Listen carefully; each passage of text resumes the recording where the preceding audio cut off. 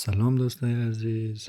در این ویدیو میخوایم آموزش که چگونه والت یا همون کیف پول در تبساب خود وصل کنیم و را میخوایم براتون نشان بدم، به خاطر از اینکه بسیار از دوستا در وصل کردن کیف پول یا همون والت در تبساب مشکل دارن.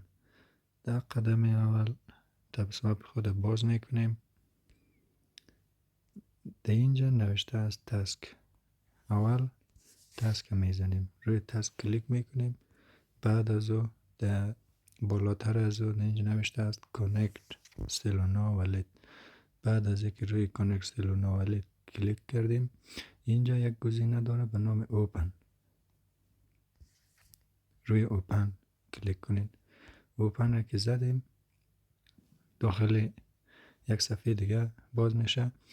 قسمی که میبینین فعلا والت یا مکیف پول ما در اینجا کانکت است. ما ایرا دیسکانکت میکنم به خاطر از اینکه دوباره وصلش کنم تا شما یاد بگیرین که چه قسم از خود وصل بسازین. یک چیز دیگر که در اینجا باید دقت داشته باشین، یک قدم برمیگردیم. شما یک برنامه دیگه به نام فانتوم است که یا همون کیف پول است، باید از طریق از لینک او را دانلود داشته باشین قبلا در تلفن خود. سلونا والت برین فعال کنین.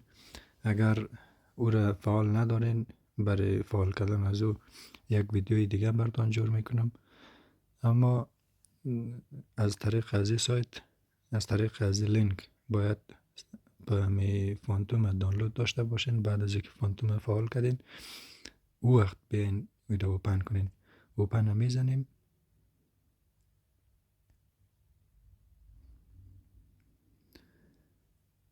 منتظر میشینیم تا باز شوه. دیسکانکت میکنیم از خود. بعد از او اینال روی کانکت میزنیم. از شما مزمه در اینجا آدرس نوشتگی است، از شما نیست به خاطر از اینکه هنوز وصل نکردین. اینال بعد از اینکه روی کانکت زدین، ما مستقیم در صفحه فانتوم وارد میشیم. در صفحه فانتوم که آمدین، اینجا یک صفحه که ریزه در پایین صفحه براتون وصل شده. یک طرفش نوشته است کانسل، یک طرفش نوشته است کانکت. شما اینجا کانکت بزنین. اینه کانکت بزنین. بعد از اون میبینین که کیف پول ما در اینجا وصل شد. اگر کدام سوال دیگه داشتین در کامنت همی پیام بپرسین، حتما براتون ویدیو جور میکنم و آموزش براتون روان میکنم.